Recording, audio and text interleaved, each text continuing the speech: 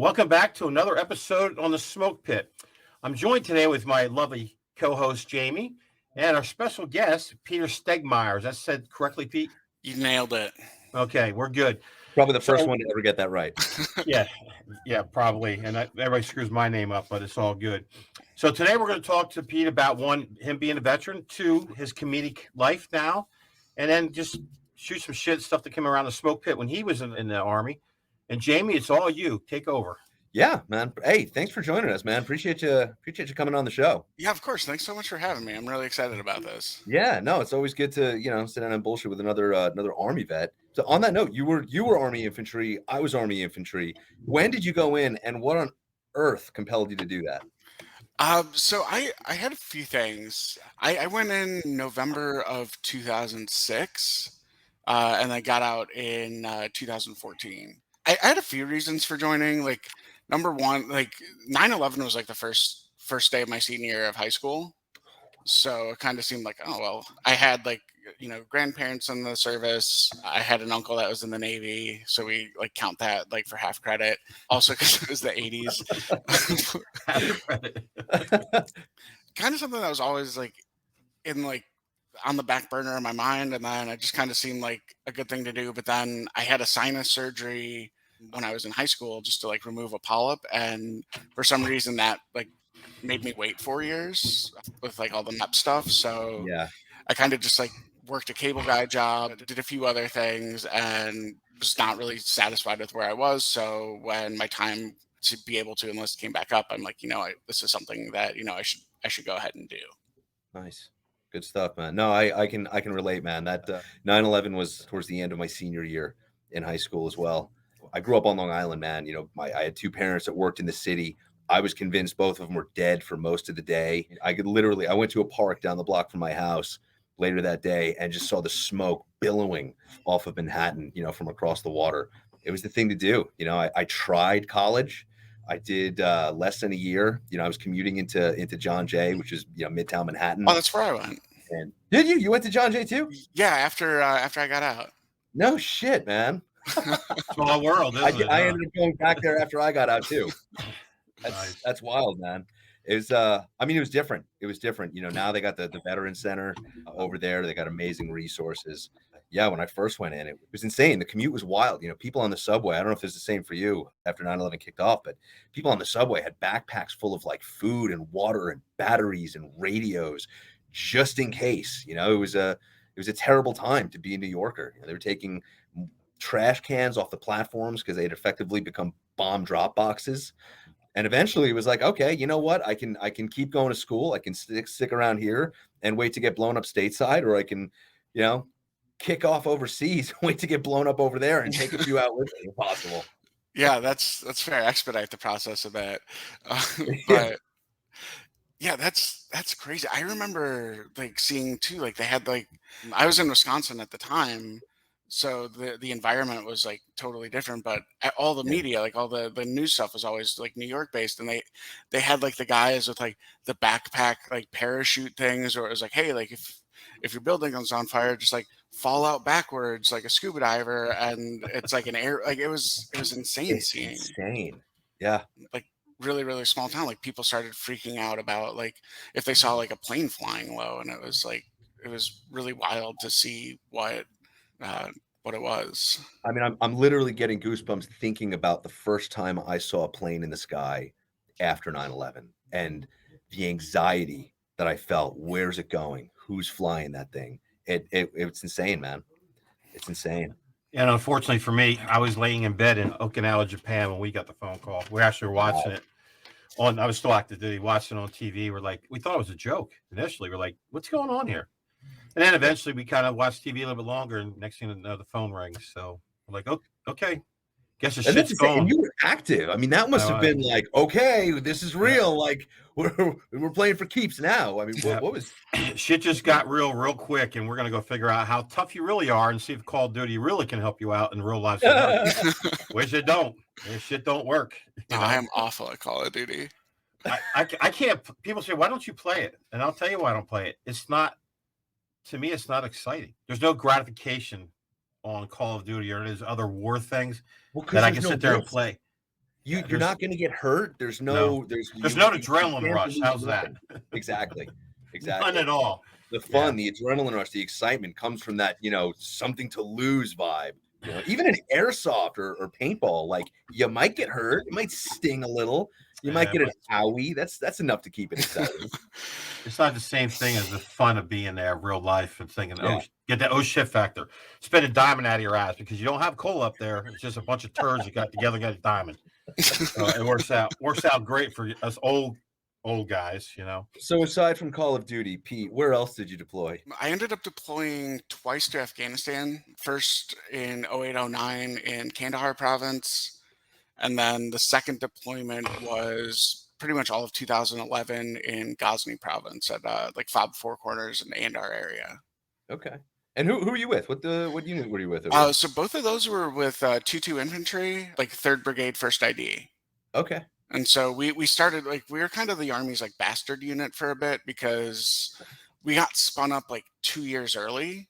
And so like originally we were supposed to go to Fort Knox, and the Army just didn't have room for us. So they're like, well, like there's open barracks in Texas. So we went to Fort Hood, and we stood up there, did our train up and deployed, came back, and then like 6 months later, they're like, yeah, you got to get off the base. And so then we moved the unit to Fort Knox and redeployed again. Wow. It was fun though. It was a good time. Small So world. what role did the military play, particularly deployments, in sort of, shaping your sense of humor and your application of humor? Oh, that's an awesome question. I think there were a lot of different factors. Like number one, I think humor just became like the de facto stress reliever. And it became like a good way of acknowledging that like a situation was shitty and that you couldn't really do anything about it except laugh. Yeah. And so like we'd like have like a truck get hit by like an IED, and like, everybody was okay, like luckily, but someone would be like, I just watched this thing like 3 days ago. And so it kind of became like a good situation. But I feel like humor is just like such an intrinsic part of the military, like because even in basic, like going through like the shark attack and stuff like that, it's just like a one-sided roast battle, and they're so good at it. Like I was like a fat kid in high school, but like I got hit with an insult like minute one of the Army that like they never came up with in like 12 years of like going to school with me. Like they called me Oscar Meyer instead of Stegemeyer. And I'm like, these guys are really good at this. Well trained is what they are. You're like, I could learn something from these assholes. And just like the funny like phrasings that they had, or like when you couldn't like do anything, so you just like tell like your platoon screw up to like go outside and apologize to a tree for stealing oxygen. Like that stuff is hilarious. And the average person doesn't understand those nuances you have in boot camps, especially in Army, Marine Corps, Air Force, depending what direction you go. But there's life lessons that you have, whether if you go to boot camp, that you're going to remember for the rest of your life. 90 years old, sitting in your reclining chair, telling your great grandkids, this is what happened to Pappy or Grandpappy, whatever you're going to call yourself. But yeah, boot camp's unique. It puts you in perspective. It finds out, one, who you are as a man in some cases. And the other two is that, you are fucked up like 2 football bats, and these guys are going to fix that for you. If not, they're going to put that football bat up your ass and make you walk like a real person. Like, get out. Get you to stand up straight at least. We'll put you in detention for the rest of your damn life. But so what made you get out though? I mean, you experienced it. You got to do what every normal man does, wants to do, and you were able to go in there, do 7.5 years, correct? Yes. Yeah. And then kind of feel yourself and then get out. Was it because of the smoke pit comedy that you had? Did someone said, hey dude, you need to go out in the room with this stuff? I wish that it was, but it was just like a few things. Because on our second deployment, it was in May, like, so it was like 4 or 5 months into our deployment, like we found out that Bin Laden died. And I always thought that was funny because like the Army never told us. Like I found out from TV, like in the talk. That's intel for you. And like I figured we'd at least hold a formation, but I think it was that, and then just kind of being like, okay, well that's done, and not really sure what else to do, because I was seeing, to an extent, I felt like a little a little like tied up by like, the fact that like I think everybody there like felt like we could have been making more of a difference. Yeah. But we were just kind of, restricted to like, okay, go patrol this village, and we were doing like good things on that scale, but it just like I felt like at that point I was just kind of ready for new things. And so they were going to send me on a extension, or they wanted me to do an extension to go to Hawaii or Germany for 3 years after the deployment. And at that point I just started talking to my then girlfriend, now wife, and kind of just figured that it was time for the next chapter. I think we all And fall in that. chapter couldn't have been freaking Hawaii, dude. Germany. No, I'd have took Germany in a heartbeat. I'm telling you right now. Germany bro. wasn't on the table. Like, and Hawaii, like, anytime I go to the beach, people like start splashing me with water and trying to get me back in. So Yeah. Ah, That's comical. I think everybody joined. Like for me, I joined the Marine Corps to kind of, what's the word I'm looking for? Piss off my father. He's a Vietnam veteran, and Jamie's heard the story. Came home drunk one night, was all pissed off at the world. I'm out of college, trying to work, and all I did was drink and smoke. So yeah, Marine Corps commercial came on. I'm like, hey, I'm going to join the Marine Corps. My dad's exact words, dude, they will beat your ass in the Marine Corps. You won't make it 2 weeks. Well, then 26 years later, I said, I don't know who won that bet, but man, no, I got a goddamn good pension. I just sit home and do nothing. So I guess we won that bet. That's actually pretty funny, because it was similar with me. Post 9/11, like I said, I knew I wanted to. I was leaning in that direction, and then one day I was sitting at home after I got back from John Jay, actually, and it was like an SF commercial. It's like you're these dudes on an Overwatch somewhere looking down glass. It's like you prepared for a 3-day mission to do XYZ, and it's day 14. Do you have it in you? And I'm like, yeah. You know what? I fucking do, actually. I can do this. God damn it. Yeah. Next thing you know, I was on the phone with the recruiter. Well, it's weird you're saying that, because have you guys seen the political climate with SOCOM? What's been put out about trying to get rid of the burly, bearded, Oakley wearing dude? Have you seen that? I have not. No. Yeah. So there was a lieutenant colonel female who came out, I think 2 weeks ago. It's on the internet. You can find it. Who's basically saying we have to get away from the traditional, bearded, burly dudes wearing oak leaves and come down to the kind of gentler, in a sense, is what she's saying, and get those that don't look the part to be in SF. Because I said it multiple times. You walk into a room and you can look at people's faces and go, that guy is something special. There's something about him that he's done X or Y, And now they want to say that you need those burly, bearded, Oakley wearing boys down there, because that's what makes us stay safe. It's not the politicians or the officers that want to try to dictate how we want to go in our life with the military. But now take SOCOM, who's the elite of the elite, and say, oh, by the way, I'm going to put handcuffs on you, put people that aren't quite qualified in positions to make decisions for you downrange. That's the best one. So when you say people that aren't qualified, I'm sure you don't mean that the defining characteristic of an operator is the beard. No, the so, Oakleys. Like, you wear Ray-Bans, you can't qualified. Like what? Yeah, who's getting pipelined in? That's not qualified. Well, that's the thing. The way she put it in perspective is that to get into SF or get into MARSOC or the SEALs or the PJCCTs, it's rigorous. It's PT. I mean, they're fire hosing you for depending what school. Like MARSOC's a good example because I know it well. You're doing 9 months of me kicking your face in, and then by the way, when you're done, I'm gonna send you to language school. So we're crushing you. So mentally and physically, if you're not attuned to what's going on, it's bad and it hurts. Here's what doesn't make sense about this though is when you show up for whether it's USAF selection or MARSOC or BUDS, you show up clean shaven, right? Yes, like you show up looking pretty. It's not like these big burly dudes that fit the mold or just show up and I'm taking showing up. It's like, oh, hey, you look the part, good to go. No, you go through this pipeline, you do the missions, you get the experience, and then you end up looking like it's a byproduct of the work. I'm assuming it's the growing up in the community, burly bearded. So I mean, shit, you could feed these clean cut dudes through the pipeline, sure, but I mean, I guess I got to look at whatever this colonel is saying. Yeah. Right now, I'm not really making sense of it. Well, just so I don't want to bore you, Pete, but just to make it clear, she was basically saying those that don't look like those typical burly, bearded, Oakley wearing dudes. Well, if you pass a screening test, you have the right to command anything, but you can't be a commander of something you've never done downrange yourself. in order to That's push good. those guys in that direction. I don't give a That's shit who you are. If you haven't done it, you can't direct it. That's just the way it is. You Yeah, can, like that's Pete, you're the same way, dude. If you don't write your stuff out script wise before you go on stage, what happens? it usually does not go well. Like I'll try. I've got enough muscle memory at this point, but like you gotta Yeah, fall back on it. Like you still like doctrine, rely on doctrine until you can't. yeah, exactly. I think that's all community across how we look at everything we do in our daily lives. If you don't try something new, you kind of think about it. Get on YouTube, figure it out. Like we did my sunroof yesterday, just fucked it totally up. I mean, my truck is outside with a big blue tarp over it because we broke the two rail systems that push the window forward and back. oh, Trying to save $4,000. Well, guess what's going to happen? I'm going to Ford and have them do it for $4,800. But yeah, it's just everything in life is predicated on that. What I can't do something I don't know yet, but get my muscle memory 3,000 counts and I'm good.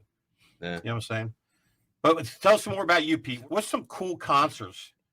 I've done some unique ones for sure. I've done a couple like really like awesome shows. Like I think probably like a couple of the coolest ones were shows in Vegas on like top of the Mandalay Bay, which is Wow. yeah, it was really cool. And then there's a show called Dirty at 12:30, which is like 12:30 every Friday night at a casino. And then like that's really fun. There were like probably 500-600 people at that show, which was just amazing. And then before that, you do a show on top of the Mandalay Bay at like the House of Blues, Yeah. and it was crazy because like the House of Blues is like still going, like the party's going on. Like Charles Barkley like walked in for a minute and was just kind of like looking around. It was really cool, but I think like I've been lucky because I got to do a lot of other like cool shows. Like I did like in gunnery in Korea, I did like an hour on like the back ramp of a Bradley, just like while everybody was waiting for stuff to happen in Korea. And that was like, that one was really fun. I've gotten to do some awesome shows for like Wounded Warrior Project. Any of the coolest shows are the ones where, man, I sound corny as hell. But the ones like where afterwards, like people come up and like, man, like, you put into words like what I've been feeling, but couldn't figure out. And, I feel this like, I get it. And I just like, I love hearing that, like, especially from like veterans that are like struggling and stuff like that. And be like, yeah, no, this is exactly what I was feeling. I'm so glad it's not I'm really glad it's not just me. So you must have read Jamie and I's notes then about the segue into mental health, military. Your shows, how many people come up to you and kind of embrace the fact of one, what you've done on stage, but also two, that you're a prior veteran and have had those those feelings, I guess you'd call them, to be in a bad place or bad position. So how do you tell these guys? What do you kind of give to them to help them out? Well, I think a lot of the help comes from them realizing first and foremost that like they're not alone, and that Yeah. like these things, because I think one of the things that like really sets us up for failure is they don't really tell you what, like when you're in the military, like you have like the suicide prevention training and stuff like that, but even that is like a little lacking. It's pretty much like, hey, if your friend starts like giving his stuff away, like look out. They don't really tell you anything about what PTSD looks like. When I got out, like I just assumed that it was like like the 40s, like shell shock, or that you'd like wake up in the middle of the night with like nightmares and a cold sweat and like scream, or like just like the basically what you'd see on TV. But learning that there's like so many different flavors, like for me, it like I have like really bad short-term memory loss. I have like really bad depression a lot of the time, and I didn't know that those things were related. And so I didn't know like, oh, I need to get help for my PTSD, because I didn't think I had it. And it really wasn't until like my wife is a therapist and she's like, no, like you need to go like get help, that I was like, oh, like I had no idea. Like I knew things like weren't great, but like I didn't realize that that's what it was. And I think a lot of times like people will come up and say, that really just validated what I'm feeling. And this is okay, like I'm not going crazy. And it's hard too, because like we have each other to talk to, which is awesome. And like that's like one of my favorite things about like the brotherhood of like veterans. It's like you can always like call people up, but a lot of times it's hard to get them to open up, or to be able to open up yourself. So I think Yeah. I really enjoy being able to like kind of do that first and then like make an ass of myself while I do it. And then people are like, oh yeah, like I could like, you know, go talk to somebody. And I always say too, like, I'm not a professional, like by any means. So, you know, but I can point you to some groups that, you know, got me in touch with professionals, and like that helps a lot. Well, you said something very interesting earlier, you know, when we were talking about using comedy on deployment. And that's that, you know, comedy was a great way to acknowledge that something is fucked up without having to dive too deep into it and acknowledge it too much. I know how hard it is to recognize that, like, hey, there's something fucked up inside of me that I need to get fixed. Yeah, the first time I went to the VA was years after my last deployment. And, you know, I was sort of pressured in there by my, you know, ex-wife now. I show up, I park, I walk inside the building. I get a few steps in and I feel like somebody is sitting on my chest, man. Long story short, I ended up ducking into the first bathroom I could find, hiding in a stall and sobbing, because showing up in that building, walking through the doors, meant I had to acknowledge that everything that I was suffering was real. I couldn't fucking make jokes about it anymore. Like, I couldn't just brush it off as like, you know, oh, I just got hit in the head one too many times. Like, no, this is your PTSD. And I'm sure that giving audience members, particularly veterans, service members in the audience, an opportunity to recognize that there might be something wrong inside of them through your comedy is a much more gentle transition into that I need help mindset. Yeah, that's, I mean, I think you nailed that. That's a really good way of like that's an awesome way to look at it. I don't know if it's true. I hope it is, but I Well, I mean, they're coming up to you, man. Like, they're thanking you for what you're doing. I mean, it must be working, right? yeah, I think so. And like that's definitely been like my favorite part of it, because for years, even when I like started like comedy in the army, I didn't do a lot of military stuff because I figured people wanted a break. Like we would do like some things where you do like impressions of the first sergeant, or like, you know, like the Yeah. characters Yeah, and that was stuff like fun. that. But I think like I it took me until like I was out for a couple years to really make like jokes about like me being in the army. And like then I kind of like when I started doing that, like that's when people started coming up and I'm like, oh, this is A, this is resonating with people, and Yeah. B, it's like kind of helping a little bit. And so that's when I kind of just was like, okay, well, I'm gonna just kind of go straight at it. Nice. Makes sense. And this way too, the relevance behind it is that you have the experience, and there's a lot of young guys, particularly that only spend their 3 or 4 years and they get out after being downrange twice or even once. The bottom line that people need to understand is downrange isn't what you think it is. If you're in an active platoon or company or battalion that's kinetic, and it's not the best thing in the world. And to figure out as a kid coming from wherever, Jersey or Minnesota or, you know, Montana, this again, like you talked about earlier, is not the Call of Duty. This shit's real. Those bullets, they pierce and they hurt. You know, when you get blown up, you're blown up, and that's just the way it is. But now to tell a young guy when you get home, hey, just go talk to somebody, because half the people we talk to now, it used to be 3/4, were bona fide idiots. They'd never been downrange. They had no idea what combat was really about and had to influence you in conversation to bring out the demons.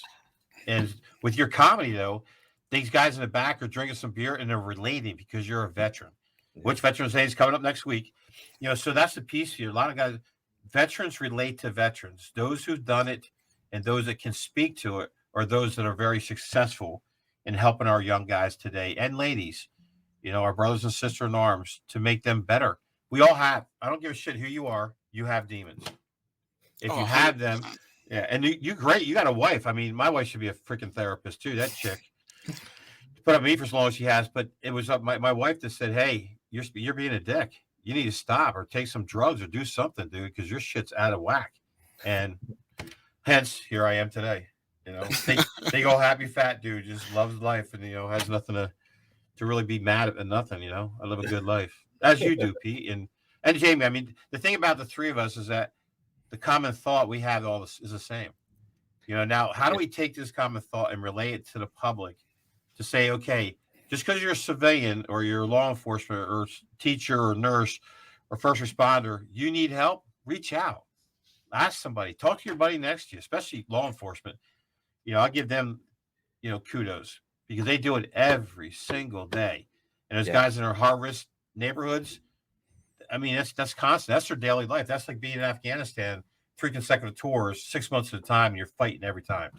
Yeah, Yeah. it gets ugly. But anyway, you Well, were in for how so long? I was in for 7 years. I Okay. did Is that 7 the years. Army thing? 7.5? Is that what they call that? Well, you know, Seven I and a half, think 7-year itch. Is that what they call I it? think Shit. maybe. No, it's interesting that you say that because, you know, when for a long time it was your typical contract was about 4 years. Yeah. So, you know, that's what guys would jump on and do. And, you know, the Army's not like the Marine Corps where you get in and you just immediately hate it and everyone around you. A lot of soldiers kind of want to do another contract. So, Yeah, you know, yeah. you go, all right, fine, I'll do one more. And then it's usually like a 3-year, a 4-year. It overlaps a little bit so that, you know, exact 7 years turns into like 6.5, 7.5, 8, something like that. Yeah, So yeah, it's not that uncommon.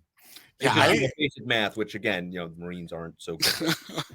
crowns. We eat crowns.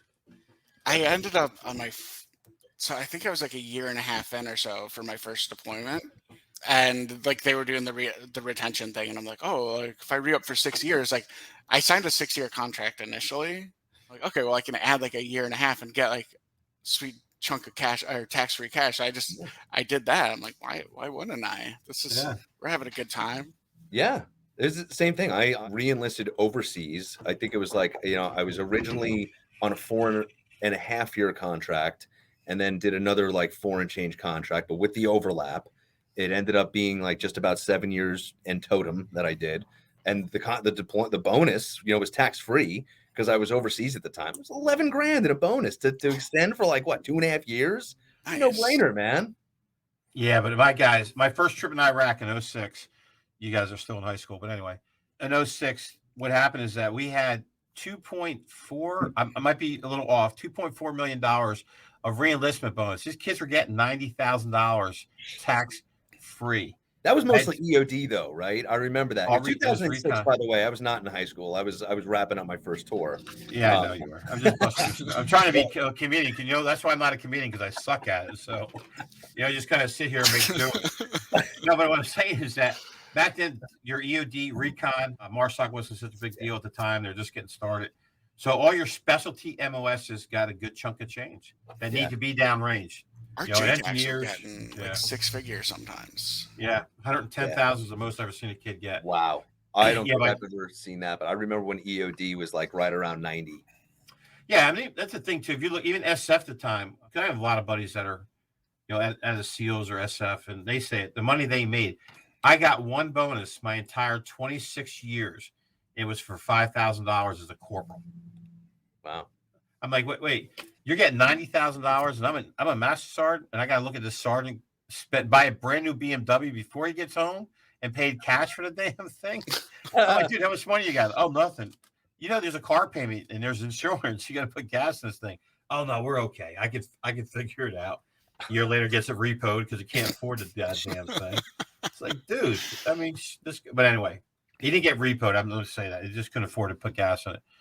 But I think you know the biggest thing is that there's a common filter, and then finding that common piece today, especially for veterans that are having issues and are afraid to ask those questions.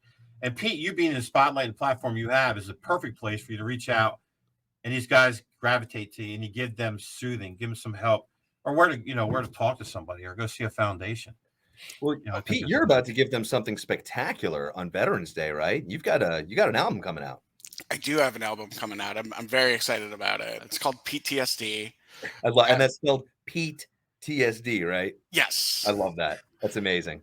I saw the cover art. It looks spectacular. Yeah, my buddy Frank Elliott out of Las Vegas did the cover art for that, and he's also like my tattoo artist and stuff like that, and just phenomenal. Like hell yeah, he's just so good. So I was really happy to have him to kind of do that, and he like nailed exactly what I had in my head. Perfect. So what like made you want to do an album? That like I remember when I was a kid, oh my God, comedy albums were like the biggest thing. You had the Beastie Boy, the Jerky Boys, Adam Sandler and his thing. Like comedy albums were it. and you don't see him that much anymore, and I miss it. So like, what made you want to do this? So I think some of it was that. It was like because I remember the same thing. Nostalgia? Like everybody would be like, sitting around in like sixth grade, and they would have like the Discman, Yeah. and like the rich kids had the anti-skip ones. Like because I had the idea for this set of material. I think I had gotten it to a point where I was ready to like as many people to see it as possible. Originally, I started very lofty. I'm like, you know what, like I want to see if I can film a special in Afghanistan, like do a USO show for the troops and, film it and just, I thought that would be amazing. And then like the war ended. Son of a bitch. Damn. Oh, This- freaking DOD stomping on your dreams. yeah. I- Jesus. It was the closest I ever felt to like a government contractor. I'm like, oh, this could have been really good for me. And so I figured that, yeah, I felt like it was ready to kind of like do this material and put it out there and then kind of like creatively, keep going further on like new jokes and kind of retire these ones from my live set for a bit. And so I thought an album would be a really good way to do that because comedy is a very good audio medium. And a lot of people I know are like releasing specials and things like that to YouTube. And I recorded this as like with that intent as well. But I just think the format is going to work better as an album. I think it's something that, you don't have to look at me to get it. And so I thought that would be really fun. And I do kind of regret like not putting in like those fun like skit bonus tracks like between. Yeah. But this was a live recording I did at Stand Up New York, so it was really cool. I had a lot of like military like friends in the audience. Like one guy flew in from Colorado, which was amazing, and it was awesome. So I got to like do the show for like my friends, my family, like a pretty good sized crowd, and like I got to like reconnect with like people I hadn't seen in like a decade. Oh, that's And amazing. it was awesome. And so I'm just really happy and wanted to kind of put that out. And then I also want the album to like hopefully help people like because if you hear it on Spotify or iTunes or whatever and it helps you, like that's amazing. But like my proceeds from the album are going to be donated to Headstrong Project. Wow. So that it could do direct help as well. That's incredible. I cannot say enough good things about Headstrong. My girlfriend and I both were I was referred to Headstrong by a Marine buddy of mine. And for people who don't know, the Headstrong Project is a nonprofit that provides free counseling to service members and their dependents. Is that an accurate summation?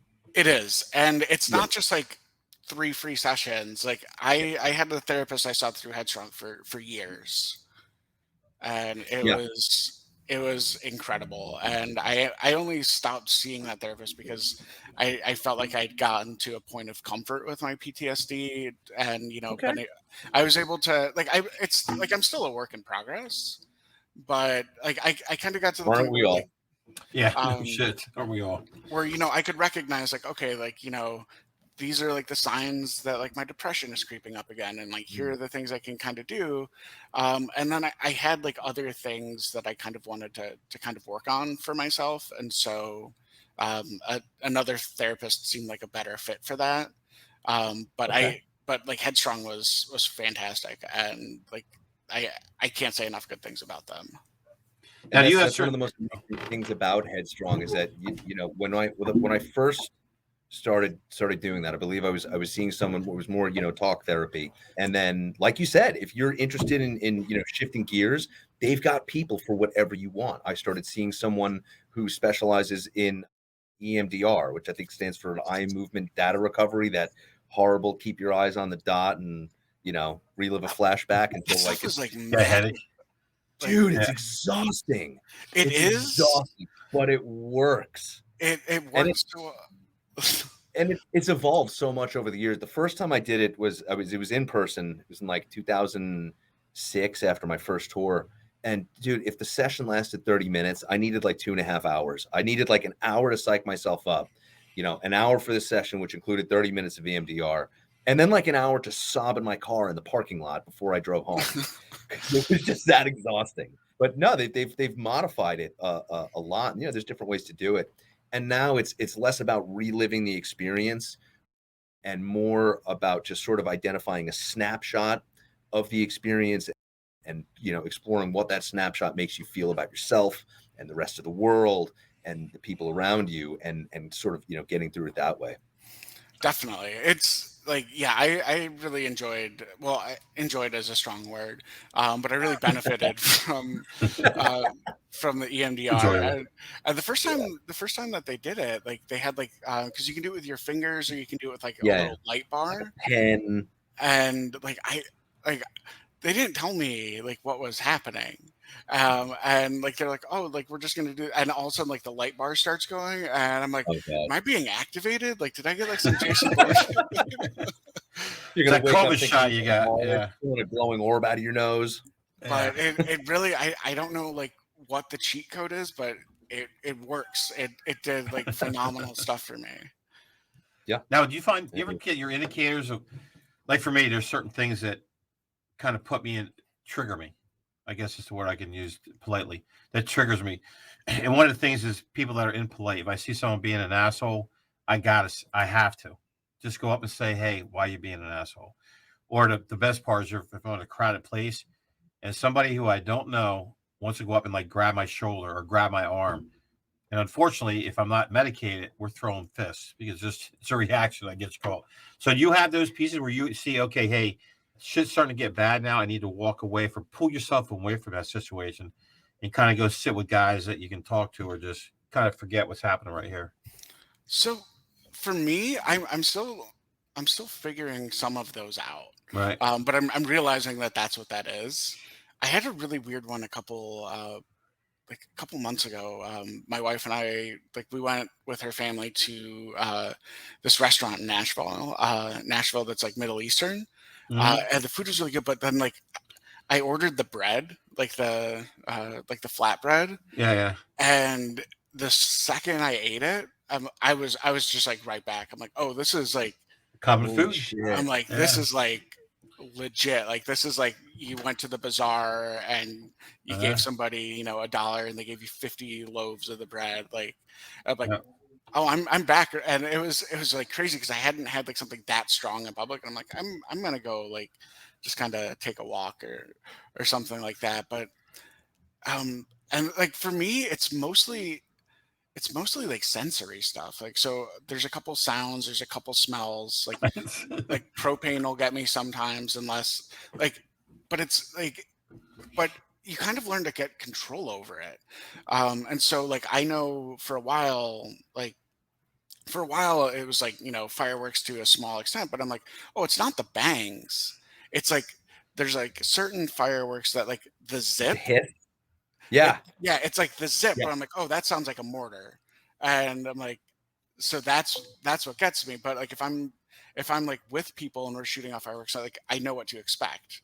And so I'm like, Right. okay, like that's Right. Because you're behind the wheel. You're in the yeah, driver's seat. exactly. Yeah. And as long as I'm in the driver's seat, like if I'm grilling, like I'm like I'm gonna smell propane. Like that's fine. But if I like smell it out of nowhere, like then I start to get like a little Hasn't uh it? It's Little amazing that you mentioned grilling, because my very first combat flashback was while we were still overseas. My first firefight ever. Long story short, 3 AKs and a pistol opened up on my team through a windshield that was like maybe 2 meters in front of us, oh, and shit. I dumped a 200-round belt into the car with my saw. My tracers ended up lighting the seats on fire, and 3 of the dudes, you can imagine, were dead before I stopped firing. One of the I guys wonder got out. why. Yeah, one of the guys got out and escaped. We got him, no worries. But those other 3 dudes just cooked in the car. And there were ordinances in the trunk that started cooking off, and it was a crazy night. I barely processed any of it. I mean, I forgot a lot of it for a long time until I started putting it back together with other dudes. But fast forward 6 or 7 months into the tour, we're in Solder. We had invaded and maintained a foothold. We had a patrol base we were living off of, and we're coming in on patrol. And Log Pack brought us a bunch of like burgers and grilling shit. And this dude Sergeant Dorsey's out there, flipping burgers, and I caught a whiff of the charred meat coming off the grill, and I just collapsed and started fucking vomiting. And I'm like, it was like you said, the sensory, man. Like I didn't have time to smell those dudes in the car cooking but in that moment I did, and it was vivid and it was horrific. And this day, like if I'm grilling, cool, I know it's coming. But if I get a whiff of like charred meat that I wasn't expecting, I still get a little gaggy over it. Oh, I can imagine. Mushroom soup is my thing. Yeah, because no one. Yeah, it has that familiar burnt body smell.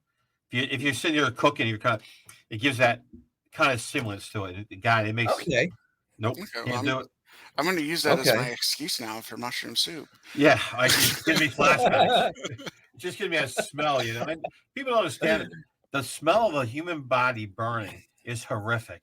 The odor is so you'll never forget that over ever in the rest of your life. I mean, there's just certain things that put you over, but I guess it comes down. Is that what kind of inspirates you for your material? How do you get new material or get material that's related to what you're trying to do with your message?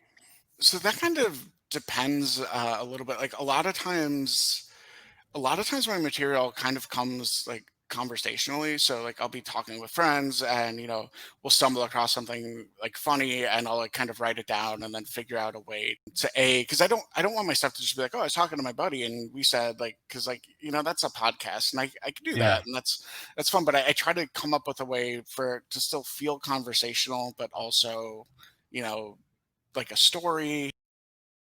And so Pointed and deliberate.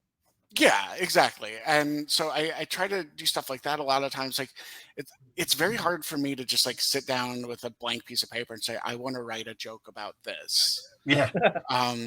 Yeah. I don't know how people do that stuff. Yeah, I don't know how they like some of that stuff is crazy. So a lot of times I'll think back of like I like to tell a lot of stories.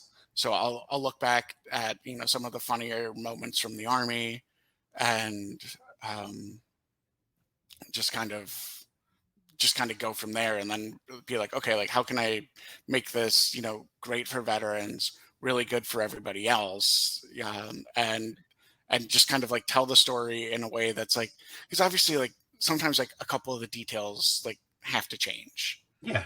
But like, but I want it to be, like still authentic and like I never want somebody to like hear it and be like, oh no, that's like completely full of shit. And so I try to do it that way. And then I just kind of think about how I would say something because I think that like my personality kind of bleeds into my comedy, and so it makes it a lot easier to kind of just be like, oh, like. Because I always like to feel like I'm a friend telling a story. Yeah.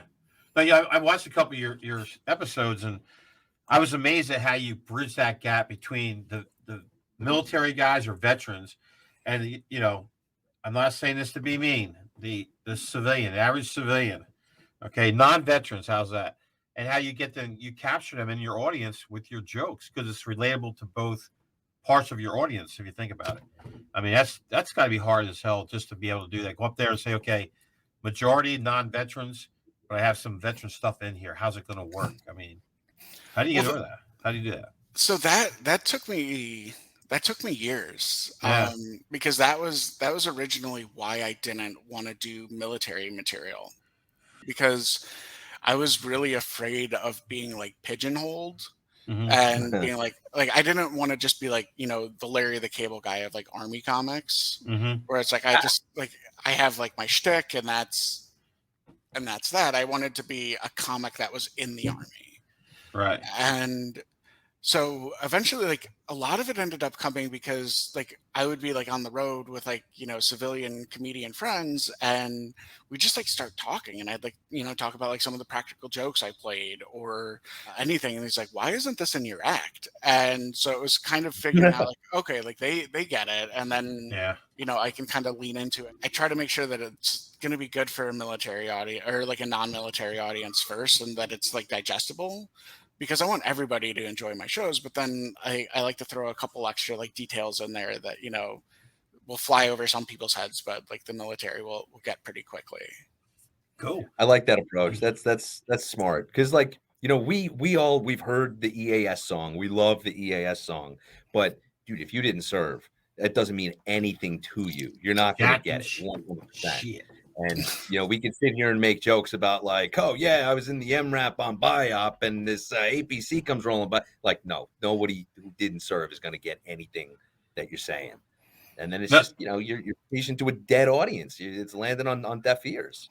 I think it's just funny too. You probably have you gone to a club and you see a bunch of dudes, maybe because I'm not a comic, I see this all the time. They're telling stories with each other, and some of them you got the people around them kind of looking at them going, what the hell are they talking about? Who? An RP? What? I fell into what? Bitch, you're in the weed line. What the hell is a reed line? Just high grass. How's that? You get to that point where you kind of have you ever got on stage and it just wasn't a good night? Oh, that's the question I would ask. Oh yeah, I have bombed like horribly sometimes. Did that like bother you? Or like, oh no, I need to go back and you change my material. I need to do this, and this to probably get. Do you do that, or is it really fuck with you? So it kind of depends. Like if everybody is gonna have like the off night sometimes. Like, oh yeah. Every once in a while, like I don't like to blame the audience a lot of times, but like sometimes like you and them are just like they're not for you, you're not for them. And it's not that they're a bad audience, it's just that, they're vegetarians and you're serving meat. Like so usually like having a one-off, like it's rough. Like one thing that's helped me is like I kind of embrace the suck. Like if all of a sudden like the jokes like stop working, I just kind of like lean into it. I'll like shit on myself. Like I'll kind of like go from there. And that usually like at least gets people to acknowledge and they're like, okay, like we don't like your jokes. You can still be kind of funny, but like if that doesn't work either, like you just kind of you can't take it personally. Like if you're doing like new material and you're getting that 5 nights a week, like then it's like, oh, your jokes are probably trash. Like you should rework those. But if it's just like a one-off thing, like sometimes like you're just not feeling it and like the delivery's not there and it feels like scripted instead of sincere, and so like things like that happen. But it does suck. Oh, like, sure it hurts a little bit. That pride piece there, I'd be pissed. I'd sit up there. I couldn't be a comedian because I don't know how to write to begin with. I'm a Marine. Yes, I eat crowns. Yeah, and my I've seen your email. I know. Dude, I tell people they like numbers and starting and working companies and stuff like that. I'm great at, but tell me to write a letter and spell it correctly and have the punctuation. Fuck no, dude. No, that's why we have spell check and we have grammar check for shit like that. Stu can't. Exactly. I can talk my ass off and probably tell some of the stupidest shit known to man, but to write it down and be able to remember it, no, ain't happening. Well, I'm sure you ever need a ghostwriter for your memoirs, Stu, let me know. Jamie, you have no idea, brother. When I get up there to Virginia, yeah, I'm gonna have you sit down and teach me how to fucking write. But now, how many of your friends come up to you and say, "Come on, Pete, tell us a joke. Come on." And how many times you say, "Look, man, tell me a joke, clown. Yeah, show me something, please. Do something funny, clown." To me, it's got to be taunting sometimes because all your friends know you're a good comedian. If you've never seen this gentleman, you need to get on and watch it. It passed up before if you don't get his album, but get his album though at least. I mean, I think it's gonna be fun. I'm gonna get it. Anybody I interview and they got like a book or something, I end up buying it and reading it. I've read more books in the past 2 months, and I can't read half of because I can't understand it. Those words are 3 or 4 letter words. Dude, they just fuck me up. Trying to sound them things out like of. That's called O-V, O something. I have no idea. He's like, there's no pictures in this. Yes. What? Wait, nope. Take it back. Just sign the front. But yeah, I'm sure you get that all the time, Pete. You have to. Yeah, I do. Like a lot of times, like when I start like a new job too, like they'll find out and then they're like, "Oh, like could you do like comedy like during like one of our meetings?" I'm like, "No, no." Are you gonna pay me more on those days? Yeah, that's the thing. Hey, here's my rate. I'll send you a rate sheet before you do any more interviews. That's what you need to do now. You say, "Here's my rate sheet. I'll talk to you for this. I'll tell you jokes and talk to you for this, and then it's like a package deal. You have 3 levels. Which one do you want? Which Pete do you want today?" That's funny. Yeah. But anyway, continue. I was digressing myself there for a second. Oh, no worries. But yeah, like every once in a while people do that. But it's kind of like lately people don't do it. I don't know if that's like if I should be insulted or not. But a lot of times I like to do. I like to come back with like like what do you do? Can I get that for free? Yeah, no shit. Yeah. My time is money, and money is spent well when I get it. But usually, like if I'm with my friends, I'm making jokes all the time. Anyways, it's just the little shooting stars that you gotta like catch them or they're gone. Yeah, exactly. You said that. Now, does any of your comedians that you travel with or do other work of prior veterans? I used to, like, when I was in New York, and now that I'm in Nashville, I wanna get something going here because I know there's a lot of people around Campbell and things like that. But I used to do like military fundraiser shows, usually around Veterans Day, and it would be all veteran comics on the lineup. So we would have like Yeah. a couple like Air Force guys. We had Jim Tews from the Coast Guard, who is like phenomenal. Like Derek Humphrey from the Navy. Like there were just a lot of really awesome like military. Like Lynette Palladino is active duty in the Army, or she's I believe in the reserves now, but is still like going out and doing it, and she's a fantastic comic. So we would try to do that as much as possible, and then but I try to keep a good mix of like civilian comics and stuff like that too. But if I'm booking a show that's like a military fundraiser, I try to really like highlight like, okay, these are all people that were in at some point. Well, I mean, that's good to have that ability to be able to go, have this difference between having friends that are not military, but know your background and have guys that were in the military because you kind of can banter a lot. Because, I mean, at the end of the day, the Army and the Marine Corps, we banter each other. That's just the way it is. You guys go in and fuck everything up and you make us stay behind and, oh, that's right. And then try to clean everything up. We don't. But anyway. And you know what Army stands for, right? You can use this in one of your shows, Pete. Come on, Oh, you got to hear this. I feel like I have, but I can't remember it. Army stands for ain't ready to be Marine yet. So you can use that in your next which I think is a joke. I forget the SEALs and the Air Force one we had for it, but yeah, use that in your next skit. I like And it. you love that. Well, you the one skit I watched, you said, yeah, I was in the Army. I was a bad soldier. I was the worst soldier ever. I mean, I love that bit. I'm like, I love you that really do? I don't get. Sometimes it's easier to bag yourself and you get better laughs. I think. I mean, I know because I'm kind of a jokester, but not in the caliber you are. But it's just easier to on-site jokes, out of nowhere. Like you said, the shooting stars you catch every once in a while. So it's kind of cool. I was gonna say, yeah, a lot of the stuff I do, like, because like A, it's like my experience, and B, like I'm a big, reasonably muscular, like tattooed guy with like beard. But then like if you talk to me for like 2 seconds, you're like, oh, this is the softest man on the planet, Teddy and bear. yeah, I'm a huge teddy bear, and so I started kind of talking about that because I think everybody, like, as soon as I said like I was in the Army, people were like, I don't believe him. Yeah. Like when I would be like I was in the middle, and so I'd be like, no, like I wasn't good at it, like, and then you get kind of like that funny like juxtaposition. Pretty true. Like I was like not aggressive, and like not like the alpha guy. Like I would like it was just so it's kind of fun to kind of like do that, and like that's pretty representative too of like what was really going on was all these guys that were running around like kill kill kill. I'm like, this is like kind of weird, guys. Yeah. That's why we have psychiatrists here. That's the thing we tell these young guys. We talked about last time. These young kids just don't get it. They're down like kill kill kill. So you get them down range, and I tell a story all the time. They're standing behind an AEV, and they're like, I'm like, what are you guys doing? They're shooting at us, Top. Well, no shit, dude. You're in combat. This ain't Call of Duty. That shit's real. It's sitting in front of your feet. But it's just great that you have somebody like yourself out there. One, pressing a word for suicide awareness. There is help for everybody, and we all know that.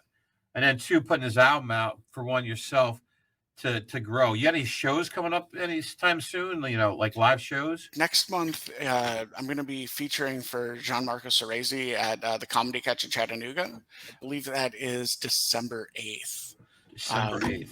And so that's going to be a really fun show that I'm looking forward to. And then I'm trying to get some stuff on my calendar for next year. I'm doing a bit of traveling like between November and December. So a bit fewer shows, but I'm trying to kind of like push the album and kind of go from there. And I'll be out doing a lot of shows around Nashville, I'm sure, like pretty shortly. Now this album is going to be released on November 11th, right? Pete-T.S.D. Yeah, because I love a gimmick. Yeah, I can tell. Veterans Day, I'm surprised you just do a day before the Marine Corps birthday. It'd be nice too. But anyway, I actually recorded it on the Marine Corps birthday. Did you really? Hey, we got a big podcast coming up on the 10th and 11th, so I'm excited to see that. So where can I get this album, Pete? Where can I get information about you to see where your next concerts are at, and as well as What's going on? Instagram at Pete Stegemeyer. I'm on Twitter at It's Peter J. And then you can get the album pretty much wherever they're sold. I know like iTunes, Apple Music is a big platform for that. Yeah, Like I think it's going to be on Amazon Music. It should be on all of the main platforms. distributors. Yeah, Spotify, I think it's going to be on there, but they get a little weird with comedy, and they end up pulling a lot of comics albums for some reason. So I don't know. It should be on there November 11th, but I can't guarantee that it's not going to get pulled. But I'm not 100% sure how that's going to work. well, that'd be great. You put it out, and then all of a sudden, only Spotify's the one that pulls you for some damn reason. You don't know why. It's Yeah, always about freaking money, dude. It's just like, why? it's funny because like I got banned from Facebook like a month ago because I have a podcast about like heists and scams. Yes. And it's fun. Like I really like it a lot. But because I was always like posting about like, criminal organizations and stuff like that, like I got hit by like the dangerous individual and organization ban hammer. Come on. And so I'm like, I don't like, I make all my threats on Twitter. Like I'm not. Well, I think now you can. I think, yeah, I think just now for threats and hate speech now. So, so yeah, I'm trying to get that back up, and hopefully you can find me there soon as well. But for right now, it's like Instagram, Facebook, YouTube. You can just search my name, and I've got a lot of my material up there, and I should be adding more as I go too.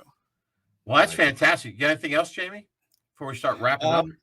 Yeah, just I want to say again, thank you for what you're doing. This album is going to be amazing. I am so stunned that the proceeds are going to Headstrong. I think that's amazing. For people who are interested, you can get connected to Headstrong at theheadstrongproject.org. We'll try to put a link up so you can get yourself over there. But no, that's all I got, man. Pete, this is amazing. This has been so fun. Like, thank you so much for the opportunity to like get to talk to you guys and like promote a little bit about what I'm doing and the album. I definitely like my goal is to make it to the #1 spot on comedy and iTunes for that day. I think the album cover is like alluring enough. Like if you see it like in your feed, you might check it out, and if it like gets people to like click on it, listen to it, and identify with the message, like. That's all I really want. Like I'm not doing this for money. I'm doing this to try to help our brothers and sisters that might not know they need help.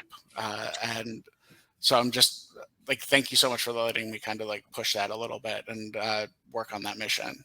Absolutely, man. Yeah, we thank you very much for coming on. And I digress. Continue, Jamie. I'm sorry I had to stretch my. I was going to say the album again is called Pete-T.S.D, correct? Yep, Pete-T.S.D. It comes out on November 11th, Veterans Day. Impossible to forget. Yeah, go out there and get it. Go out there and get it. You're going to love it. You're going to have a great time listening to it. You probably want to, reminisce with your buddies about your time in service after listening to it. And you're contributing to an amazing cause, to an amazing organization that helps a lot of tremendous people. Yeah, Pete, again, we'll keep pushing on our end as well. And I'm hoping that it does very well. I'm sure it will. Folks, you need to go out and listen to him. He's funny as shit, and some of the things that said, I don't laugh a lot at comedians. I just don't. But dude, I'm telling you, some of the things you said, I was kind of like, yeah, I like this guy. But you had me belly laughing, man. Yeah. When I was catching up on your work. Yeah, that's the best part about doing this is that you get to do background, see how they are, and then look at their albums or look at their episodes and stuff, and get a good chuckle at it.